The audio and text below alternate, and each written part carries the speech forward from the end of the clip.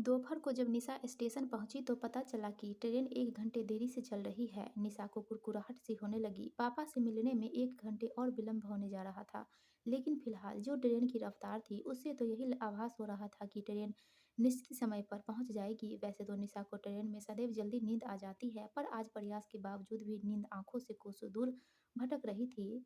अब पापा के दर्शन के बगैर नींद आने की कोई संभावना भी नहीं थी। निशा खुश है, बेहद खुश, क्योंकि आखिरकार उसने माँ को मना ही लिया।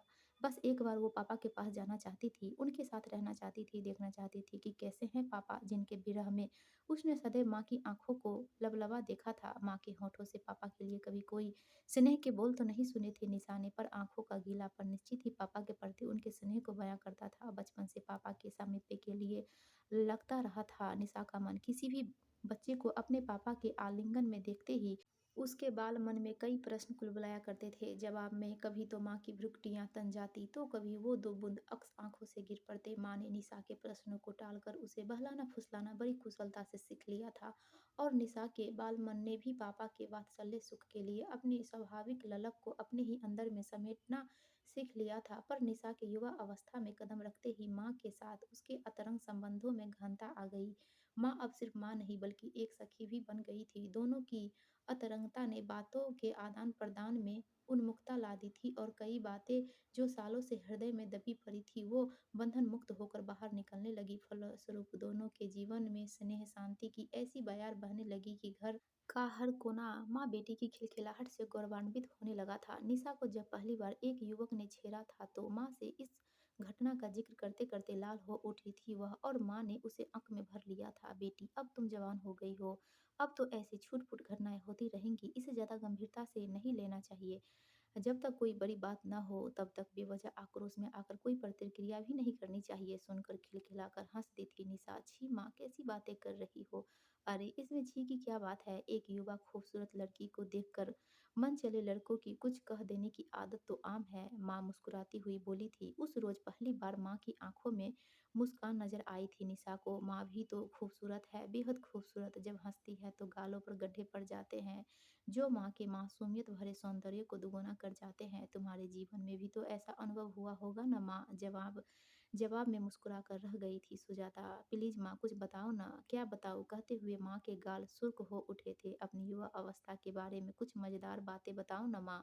निशा ने लड़ियाते हुए माँ के गले में बाहें डाल दी। वैसे तो ढेर सारी घटनाएं घटी थी, पर एक घटना जो मेरी जिंदगी का अहम हिस्सा बन गई वही बताती हूँ।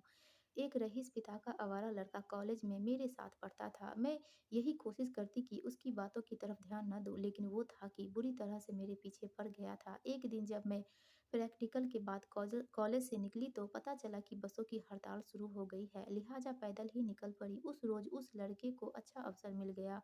वो अपने स्कूटर से मेरे पीछे आने लगा। मैं उसके दुस्साहस पर दंग थी और भयभीत भी। "ओ मेरे सपनों की रानी, कब आएगी तू?" गुनगुनाते हुए कभी मेरे आगे चलता जाता तो कभी मेरे पीछे जाता, और मैं रुआसी हो उठी। तभी एक आकर्षक नौजवान स्कूटर सहित मेरे सामने आ खड़ा हुआ और आदेशात्मक लहजे में उसने मुझसे स्कूटर पर बैठने को कहा। मैं उस लड़के से इतनी परेशान थी कि बगैर किसी आनाकानी के उसके स्कूटर पर बैठ गई। उसने मेरा पता पूछा और मुझे घर पहुंचा दिया। क्या फिर कभी तुम उनसे मिली थी माँ? हाँ, कई बार। उस घटना के बाद वो मेरा सबसे करीबी मित्र बन गया था। हम लगभग रोज मिलते थे। क्या तुम्हें उनसे प्यार हो गया था माँ? हाँ, सच। उछलते हुए निशा ने पूछा। फिर क्या हुआ? शादी? माँ खिलखिलाकर हंसती हुई बोली। वो तुम्हारे पापा ही थे। माँ की हंसी उस रोज थम ही नहीं रही थी। जब पापा से जुड़ी बातें माँ को इतना सुख देती है तो पापा के साथ ने उन्हें कितना सुख दिया होगा, निशा सोचा करती। माँ की पलकों में सालों से जो गीलापन देखती आई थी निशा, उसका कारण जाने क्या था? पापा के बिछो या उससे अधिक कुछ और? निशा सब कुछ जान लेना चाहती थी। सच्चाई जानने के उद्देश्य से वह बार बार माँ से पापा के विषय छेड़ देती।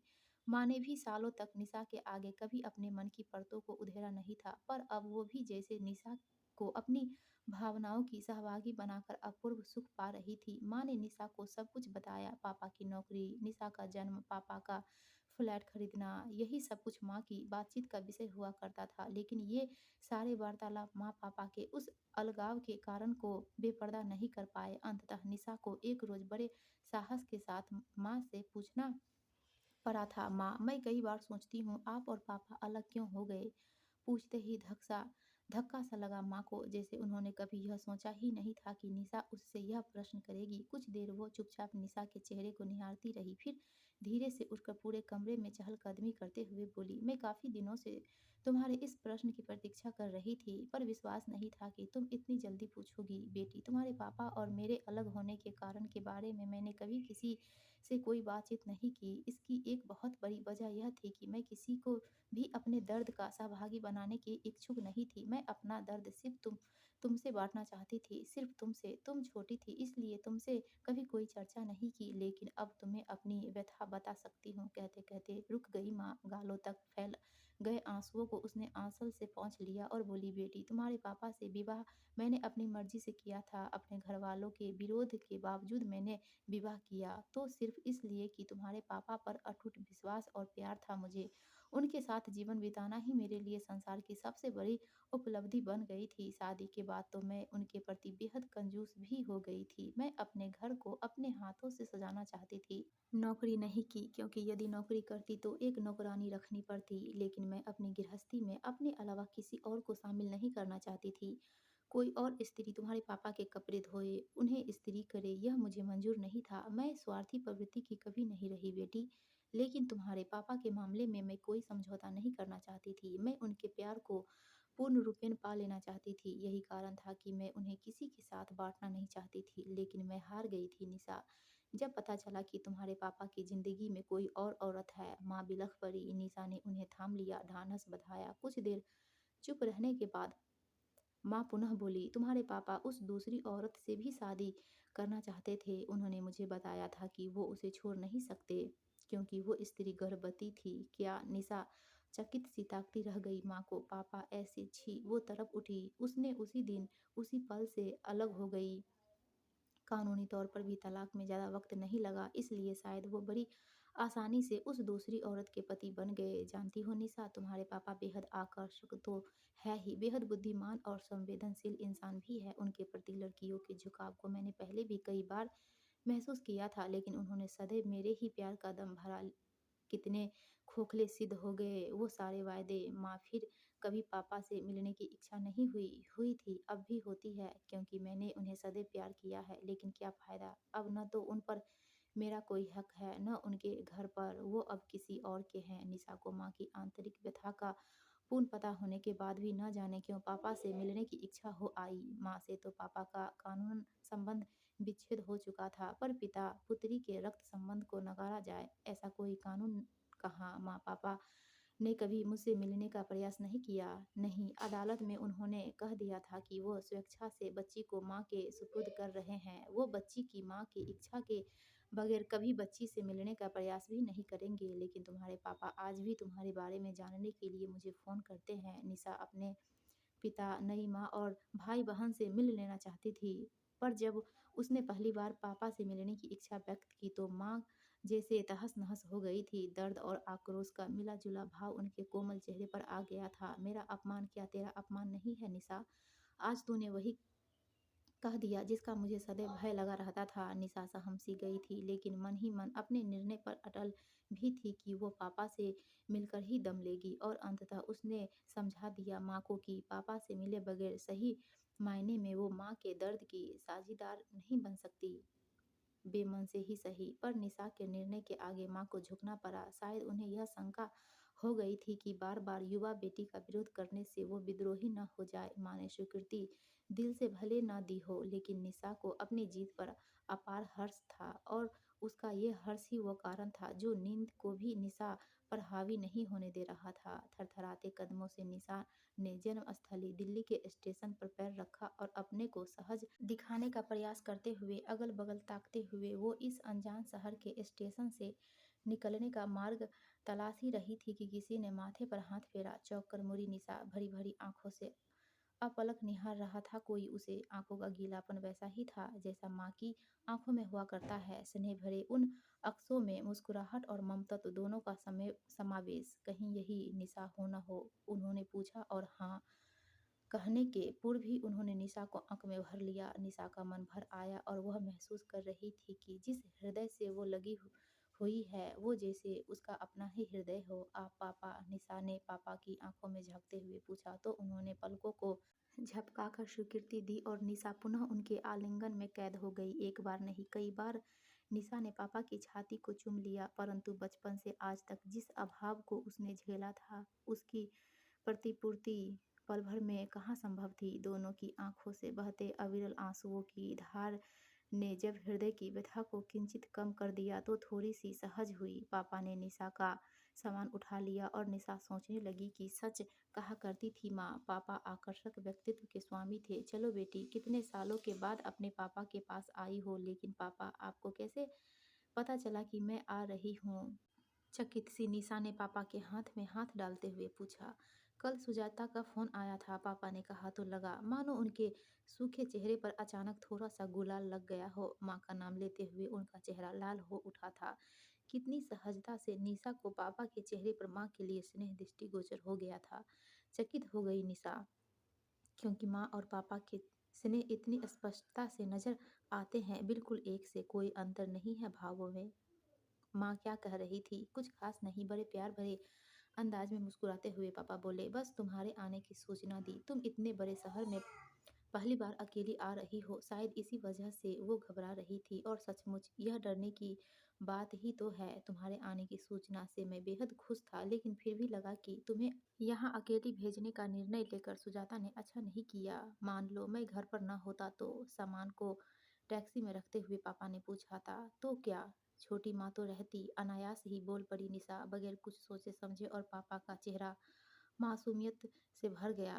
तत्काल ही अपनी गलती का एहसास हो गया। निशा को लगा जैसे पापा में थोड़ी सी शर्मिंदगी आ गई है। कदाचित युवा बेटी के सामने अपनी दूसरी पत्नी के संबंध में जिक्र करने में उन्हें झिझक सी हो रही थी। विषय बदलने के उद्देश्य में वो फिर पूछ बैठी, पापा, आपने मुझे पहचाना कैसे? मैंने भी सुजाता से यही पूछा था कि अपनी बेटी को पहचानूंगा कैसे, और सुजाता ने बताया था तुम्हारे ड्रेस और बैग का कलर, बस पहचान लिया। पापा का घर आ गया। पापा का फ्लैट तीसरी मंजिल पर था, छोटा सा। यही तो वह फ्लैट है जिसका जिक्र करते हुए माँ की आंखों से अपेक्षाकृत दो चार बूंदे अश्क आ ही जाते थे। इसी फ्लैट में निशा ने जन्म लिया था। फिर भी कितनी अपरिचित सी लग रही थी वह जगह। पापा सामान सामने के कमरे में रखकर अंदर चले गए। निशा ने पूरे घर का चक्कर लगा लिया, पर कोई और नजर नहीं आया। पास के कमरे में भी किसी महिला या बच्चे के कपड़े नहीं दिखे। सिर्फ बिस्तर पर पापा के बेतरतीब से फैले कपड़े थे। दीवार पर माँ की एक तस्वीर लगी थी। छोटी माँ की कोई तस्वीर नहीं नजर आ रही थी, न ऐसी कोई वस्तु जिससे आभास हो कि पापा के अलावा भी कोई यहाँ रहता है। तो क्या छोटी माँ भी छोड़ गई पापा को? ढेर सारे प्रश्न कुलबुलाने लगे निशा के मन में। निशा, चलो बेटी, तुम हाथ मुंह धो आओ, फिर नाश्ता करेंगे, और फिर ढेर सारी बातें भी तो करनी है तुमसे। नहाना धोना बाद में होता रहेगा, ठीक है ना? उल्लासित स्वर में पापा ने कहा तो निशा पापा की आंखों को निहारती रह गई, जहां वैसे ही अक्स मुस्कुरा रहे थे जैसे माँ की भी आंखों में मुस्कुराया करते थे। पापा, आप यहाँ अकेले? हाँ, अभी तो अकेला हूँ, पर थोड़ी देर बाद एक बूढ़ी अम्मा आएंगी, मेरे लिए खाना बनाएंगी, मेरे कपड़े साफ करेगी और फिर चली जाएगी। पापा, छोटी माँ, नाश्ता कर लो बेटा, फिर आराम से बातें करेंगे। नहीं पापा, बताइए मुझे। छोटी माँ, निशा, तुम्हारी सिर्फ एक ही माँ है। सुजाता, ऐसा कैसे हो सकता है पापा? माँ ने मुझे सब कुछ बताया है। क्या माँ ने जो कुछ कहा वो गलत था? नहीं बेटा, वो सब सत्य ही था, पर जिसे तुम अपनी छोटी माँ का संबोधन दे रही हो, वो तुम्हारी माँ बनने के पहले ही इस दुनिया से चली गई। एक सड़क दुर्घटना में उसका निर्धन हो गया। पापा, यह आप क्या कह रहे हैं? हाँ बेटी, यही सच है। जानती हो निशा, वो तुम्हारी माँ बनना भी नहीं चाहती थी, लेकिन मेरी ही जिद थी। मैं अपने पाप का प्रायश्चित करना चाहता था। उसका नाम रंजना था। मैंने रंजना को कभी प्यार नहीं किया, यह नहीं कहूँगा, क्योंकि मित्रता बगैर स्नेह के संभव नहीं। दरअसल मुझसे गलती हुई थी। बस एक बार मैंने हमारी मित्रता के बीच खींची लक्ष्मण रेखा को लांघ गया, लेकिन मैंने अपनी गलती स्वीकार कर ली थी और मैं अपने पाप का प्रायश्चित करना चाहता था, लेकिन अवसर नहीं मिला। पापा, आप तो माँ से बात करते रहते हैं ना, क्या आपने कभी उन्हें यह नहीं बताया कि छोटी माँ नहीं रही? नहीं निशा, मैं इतना स्वार्थी नहीं हो पाया। रंजना की मौत की बात कहकर सुजाता द्वारा दी गई सजा को कम करवा लेता तो स्वयं अपनी ही नज़रों में गिर जाता। सोचता था कभी न कभी सज़ा पूरी होगी ही। निशा एकटक देखती रह गई। पापा ने गलती तो की थी पर छोटी-सी, किसी का कत्ल तो नहीं किया था उन्होंने। फिर सज़ा इतनी लंबी कैसे? सालों-साल अकेलेपन को भोगने की सज़ा आजीवन कारावास से कम तो नहीं। अच्छा हुआ जो वो आ गई, अन्यथा माँ-पापा के बीच की दीवार कभी न गिरती। न माँ कभी कोई स्पष्टीकरण माँगती, न पापा कुछ कहते। निशा उठ गई। पापा नाश्ता बाद में करेंगे, पहले माँ को फ़ोन पर सच्चाई बता दो। निशा इतनी जल्दी भी क्या है बेटी, पहले नाश्ता तो कर लो। बहुत देर हो गई है पापा, अब और देर नहीं। लेकिन निशा, आपकी सज़ा खत्म हो गई है पापा। जानते हैं आज भी माँ वैसी ही है। आप देख लीजिएगा, वो एक फ़ोन पर ही भागी चली आएंगी। निशा तेजी से फ़ोन की तरफ बढ़ी। माँ को यह बताने की गलती तो शायद छोटी सी थी, पर पापा की सज़ा लंबी हो गई, बहुत लंबी। माँ ने भी तो सज़ा भुगती थी, पापा को न समझ पाने की सज़ा। पर माँ के पास तो कम से कम निशा स्वयं तो थी, लेकिन पापा, उनके पास तो सिर्फ उनकी तन्हाइयाँ थी। पर अब सज़ा का अंत हो गया था और अंत तो होना ही था। काली अंधेरी रात चाहे कितनी ही लंबी क्यों न हो, सूरज के आने के बाद उसे समाप्त होना ही पड़ता है। दोस्तों, आपको कहानी अच्छी लगी तो प्लीज़ हमारे वीडियो को लाइक कीजिए और चैनल को सब्सक्राइब